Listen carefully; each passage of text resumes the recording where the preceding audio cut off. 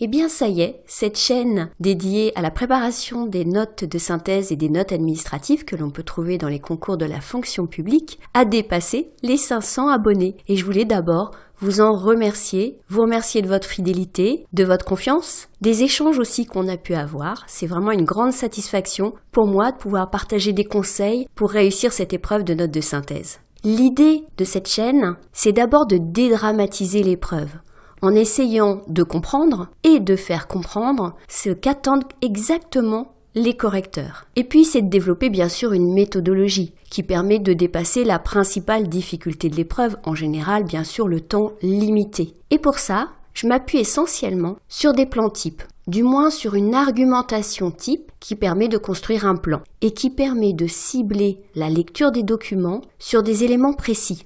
Très souvent, on dit qu'il faut une lecture en diagonale. Non, en fait, c'est une lecture qui va très vite et des fois très lentement. En fait, qui s'arrête sur les points qui sont intéressants. Et ces points intéressants, c'est un peu toujours les mêmes. Et l'idée des podcasts, c'est de vous montrer tous ces trucs, ces astuces, mais d'une manière générale, l'esprit de l'épreuve pour bien s'y adapter. Sur la chaîne, donc qui s'appelle Plus d'options, j'ai mis des podcasts qui présentent la méthodologie. Alors pour y accéder, c'est tout simple. Il faut cliquer sur le nom de la chaîne, Plus d'options. Aujourd'hui, il y a à peu près 30 podcasts. Et puis, il ne faut pas hésiter à aller dans chaque playlist. J'ai créé une playlist assez courte sur la présentation des concours de la fonction publique, mais surtout une playlist sur la méthodologie de l'épreuve de notes de synthèse. Alors, quand je dis épreuve de notes de synthèse, en fait, il y en a deux. Il y a la note de synthèse et la note administrative, c'est-à-dire une note sans contexte professionnel et une note avec contexte professionnel. Et c'est pas du tout la même chose. C'est tout ça que j'explique en fait dans cette playlist sur la méthodologie générale. Et puis j'ai créé également des playlists pour les différents types de concours. Jusqu'à présent, il y en a une sur les IRA, sur le concours d'inspecteur de la DGCCRF, d'inspecteur de la DGFIP, d'attaché territorial, d'attaché de l'éducation nationale. Alors je me suis pour l'instant centrée sur les concours de catégorie A, mais on retrouve des épreuves à peu près du même type en catégorie B et parfois d'ailleurs en catégorie C.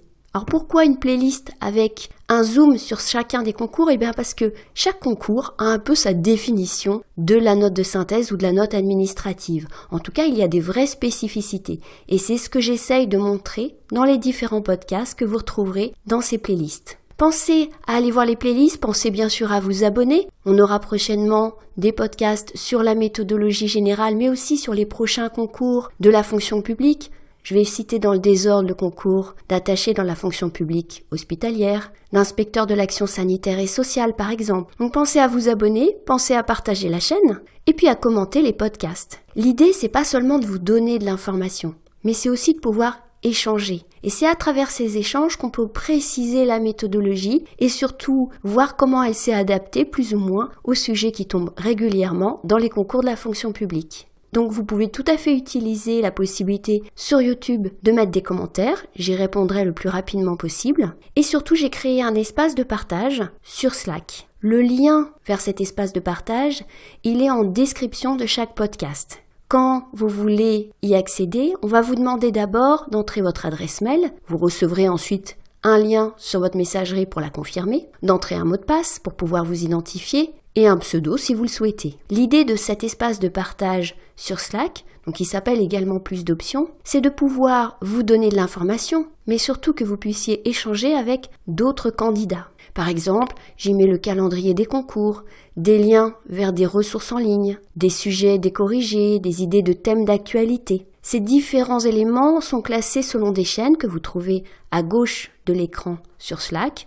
Une chaîne d'information générale, une qui cible particulièrement les faits d'actualité, une chaîne pour vous annoncer les podcasts, une chaîne avec des ressources, et une chaîne sur les meilleures copies. Mais je reviens là-dessus, c'est surtout un espace de partage où tous les participants inscrits sur le Slack peuvent intervenir, poser des questions bien sûr, mais aussi partager leur expérience. À la sortie d'un concours, indiquer le sujet qui est tombé. On sait que la même année, on peut avoir le même sujet sur plusieurs concours. Donner des références d'ouvrages qu'ils ont trouvés particulièrement utiles pour se préparer. Il est bien sûr possible d'adresser des messages privés, mais l'idée c'est plutôt de faire profiter toute la communauté des échanges. Par exemple, si vous pensez à demander votre copie à la suite d'un concours, n'hésitez pas à la mettre en ligne. Que vous ayez réussi le concours ou pas, vous aurez un retour ainsi des autres participants du Slack qui pourront peut-être vous donner des idées pour l'améliorer. et qui bien sûr aussi pourra en profiter pour avoir une idée plus précise de ce qui est demandé à ce concours, à cette épreuve donc de notes de synthèse ou de notes administratives. C'est de cette